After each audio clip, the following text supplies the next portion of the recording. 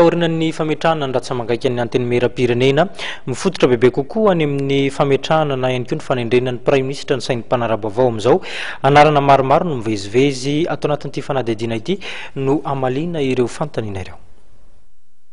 Ajo andrenana velo ny Général Paz, Dr Cool Roger, Jules Etienne, Hadjare Samp, Jean-Louis Robinson, José Vianney, Manouanta Cécile, ireo no anisany anarana eny matetika fa mety ho tendrena ho Prime Ministre.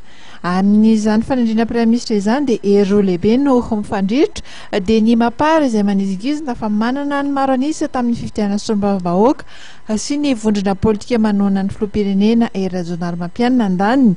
Ity farany izay efa nilaza tamin'ny alalan'ny solombavam-bahoaka avy ao amin'ny MMM sy ny Ankolafy Ravalomanana omaly fa anisany androso ihany koa amin'ny filoham-pirenena anarana Prime Ministre. Ny fanontaniana mipetraka dia ny mahakasika ny fanendrena izay Prime Ministre izay, ny kisarisary manambara ny filohan'ny anteny mera-pirenena vaovao Ramatoa Razanamahasoa Kristina kosa dia efa nampiseho izany sahady. Ny Prime Ministre dia tokony anaraka ny programan'ny filoham-pirenena ihany koa raha ny tombana dia Andriamatoa Hadjare Samp no atotry ny mapara ao amin'izay toeran'izay. Hanaiky aray asa aminy ve nefa ny filoha Rajoelina Mampianina ity faran'izay mpiaradia amin'ny Andry Rajoelina. Ny filohan'ny Repoblika kosa dia nametraka ny politika ny HVM ao amin'ny toerany tsaratsara koa raha ny fantatra.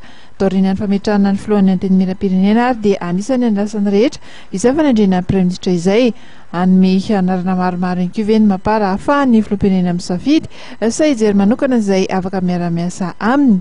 Raha ny kisary politika ihany dia tsikatra ho takona kosa ny Ankolafy Ravalomanana sady tsy lany ny mpifaninana notoanan'izy ireo tamin'ny fifidianana filoham-pirenena no tsy lany ihany koa ny olona notoanana tamin'ny izay ho filohan'ny anteny mera-pirenena sy ireo filoha-hevitra.